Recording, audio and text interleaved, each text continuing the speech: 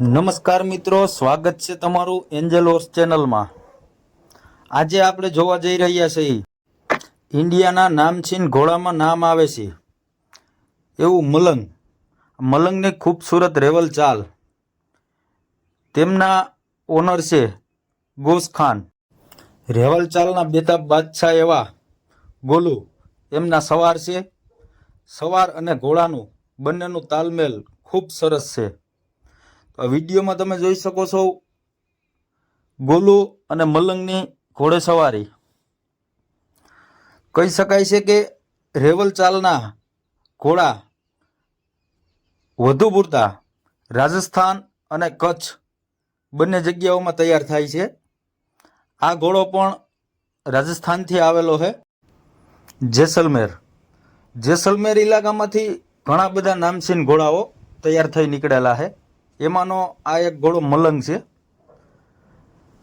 તમે વિડીયોમાં જોઈ શકો છો કેટલી ખૂબસૂરત રેવલ ચાલથી ચાલે છે અને ઘણી બધી રેસોમાં મલંગે નામ કરેલું છે। નામચીન ઘોડામાં ઇન્ડિયાના આ મલંગનું પણ નામ આવે છે। વિડીયોમાં તમે જોઈ શકો છો કેટલી સ્પીડ છે। સારંગખેડા, સુરત, આપણે ગુજરાતની રેસ કચ્છમાં થાય છે વેકરિયા। ગુજરાતની મોટામાં મોટી રેસ વેકરિયા કહેવાય।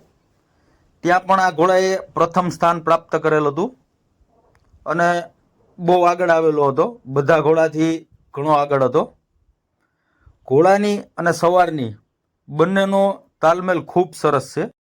ઘોડો જરા પણ ફેરફાર કરે ચાલમાં તો ગોલુ સવાર તાત્કાલિક તેમને કંટ્રોલ કરી લે છે અને રેવલ ચાલનો પ્લસ પોઈન્ટ તાત્કાલિક ઘોડો કંટ્રોલ થઈ જાય, રેવલ ચાલમાં વ્યવસ્થિત પડી જાય, તે મેન છે। રેસ જીતવા માટે ઘોડાનું અને સવારનું બંનેનું તાલમેલ બહુ મહત્વપૂર્ણ છે। ખાલી સવારની સવારીથી પણ રેસ ના જીતી શકાય અને ઘોડાની ચાલથી પણ નકરી રેસ ના જીતી શકાય। બંનેનું તાલમેલ વ્યવસ્થિત હોય તો રેસ જીતવામાં મેન મહત્વ પ્લસ પોઈન્ટ છે। મલંગની વાત કરીએ તો મલંગ મૂળ રાજસ્થાનનો છે, રાજસ્થાન જેસલમેર એરિયાનો।